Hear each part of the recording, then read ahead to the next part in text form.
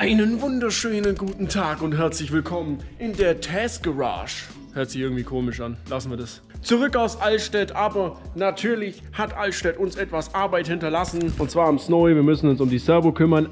Aber, meine lieben Freunde, das machen wir nicht heute. Heute kümmern wir uns um Uwe. Uwe hat nämlich ein dezentes Problem mit seinen Stimmbändern. Die sind etwas verstimmt und deswegen fahren wir Snowy raus und Uwe auf die Bühne und dann gucken wir uns das Ganze mal an.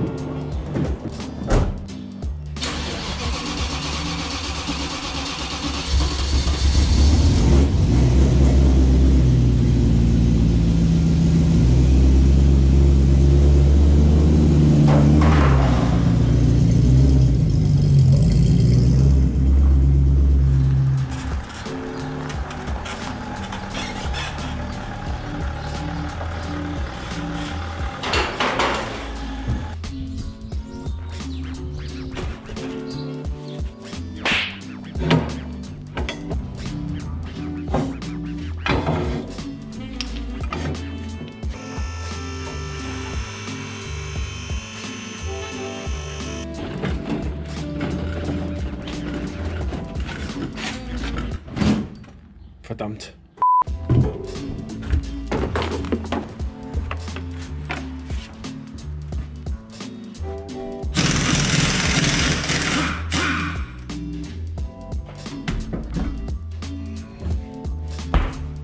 So, nachdem ich jetzt das Integrallager, welches dieses da ist, also das längliche hier mit der Stange, ein paar Mal geschmiert habe, also ich habe WD-40 drauf, ein paar Mal Fett, damit es aufhört zu quietschen, hat auch funktioniert, aber nur kurzfristig.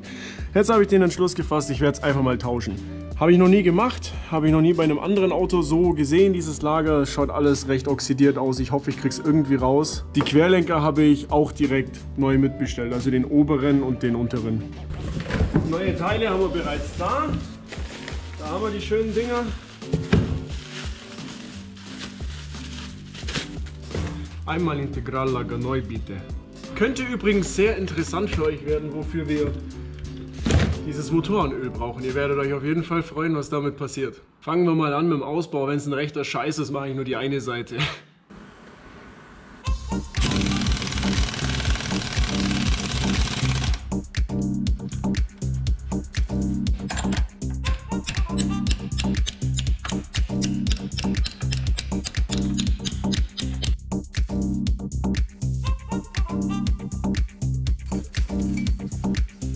Das dürfte dann wohl die längste Schraube sein, die ich je an einem Auto ausgebaut habe.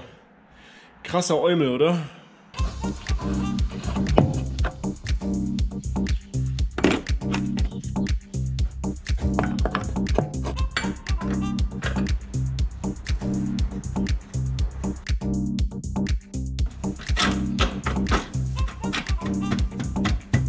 Heute ist schon wieder ein super Tag. Das Integrallager sitzt jetzt an Ort und Stelle. Als nächstes wollte ich mich an den hinteren Querlenker machen.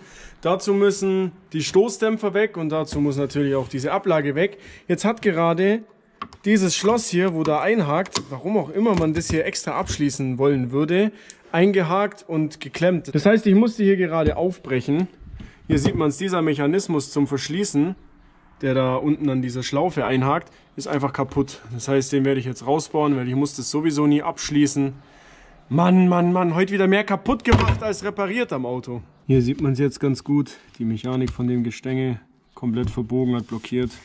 Mit dem Meißel einfach aufgebrochen. Werde ich jetzt rausschneiden und dann einfach die Abdeckung wieder rein. Kein Mensch muss das hier absperren.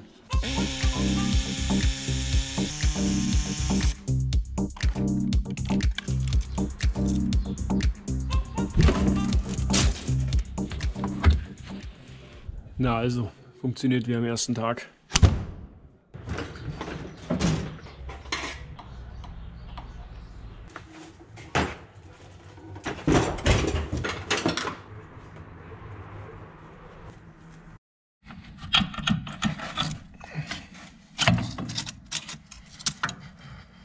Ich glaube, den Grund fürs Quietschen habe ich somit auch gefunden. Da war wahrscheinlich der Querlenker dafür verantwortlich, weil wenn man das Lager mal anschaut, das ist komplett im Eimer. Das hat das Zeitliche gesegnet. Gut, dass wir einen neuen Querlenker da haben. Können wir den reinspaxen.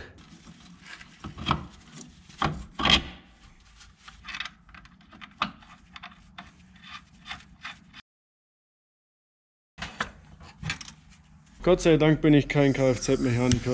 Dann müsste ich mich wahrscheinlich dafür schämen, dass ich mehrere Stunden für 3 Querlenker auf einer Seite brauche. An dieser einen Schraube da oben tue ich jetzt schon wieder eine halbe Stunde rum. Problem ist nämlich, dass die in die Lagerung von dem Querlenker reingegammelt ist. Hier habe ich die Beilagscheibe und die Mutter runter. Und hier steckt halt jetzt noch die Schraube drin und die geht ums Verrecken nicht raus. Ich überlege gerade, ob ich nicht einfach mit dem Dremel den Schraubenkopf wegfräse oder hier drin mit der Druckluftsäge irgendwie aufsäge, weil beim neuen Querlenker sind ja neue Schrauben dabei, so Exzenterschrauben. Ich habe mir gemerkt, in welcher Position die waren, damit ich nachher wieder meine Spur so einstellen kann. So ein scheiß kleiner Querlenker und dann tust du da ewig umeinander. Blät. Ich habe jetzt gerade mit der Flex die linke Seite hier den Schraubenkopf abgeflext, das hat schon mal funktioniert. Jetzt müssen wir aber auf der rechten Seite noch das Ende von der Schraube ein bisschen kürzen, damit ich das hier ausfädeln kann. Das mache ich da mit meinem neuen Spielzeug hier. Gescheiter Makita-Dremel. Danke an der Stelle an Jess, du Bego. Oh, meine Fresse, endlich, Alter. Raus mit die Viecher! Beim neuen Querlenker sind Gott sei Dank diese Exzenterschrauben dabei. Deswegen konnte ich das jetzt guten Gewissens rausflexen. Auch die Scheibe ging mega schwer runter auf der Rückseite. Reinbauen ist einfach schön, wenn rausmachen extrem lang gedauert hat.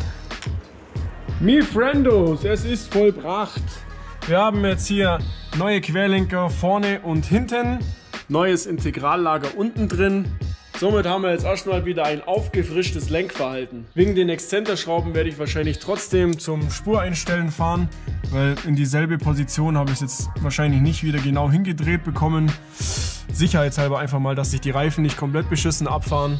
Das gehört doch alles dazu, zu der Autoschrauberei, ne? Des Weiteren habe ich noch die ein oder andere Kleinigkeit gemacht, wenn ich ihn jetzt gerade schon mal auf der Bühne habe. Da oben sieht man zum Beispiel, habe ich einen neuen Unterdruckschlauch an die Turbolader-Ansteuerung hingemacht, weil der relativ zerfressen war und schon mal weggeflogen ist, sodass ich keinen Ladedruck mehr hatte. Jetzt habe ich es einfach durch einen neuen Silikonschlauch ersetzt. Hier haben wir ein bisschen Dieselverlust gehabt, weil die Schelle hier gebrochen war. Da werde ich jetzt mal noch ein anderes Schläuchlein hinmachen und neue Schellen. Ein bisschen meinen guten Uwe halt pflegen heute mal, ne? Die wichtigste Sache dieses Tages allerdings ist, quietscht der BMW noch oder hält er seinen Schnauzen? Ja, das ist doch gut, er macht keine Quietschgeräusche mehr. Ah, das freut mich, das fühlt sich gleich wieder viel besser an, wenn das Auto ein Störgeräusch weniger hat.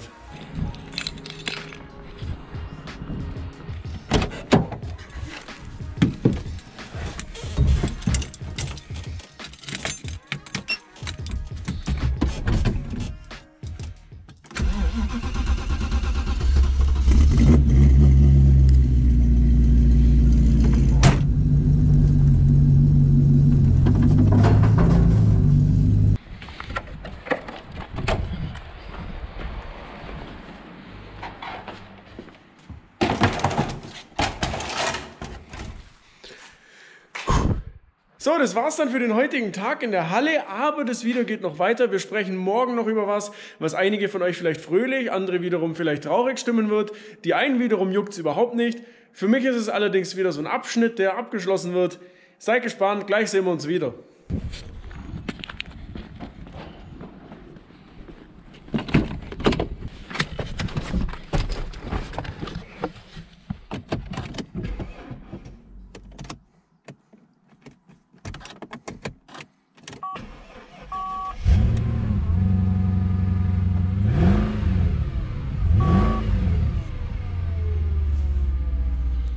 Guten Morgen, liebe Freunde. Möglicherweise fragen Sie sich, warum wir mit dem Mercedes unterwegs sind. Diese Frage beantworte ich Ihnen gerne sofort. Wir werden uns von meinem Opa-Benz leider trennen.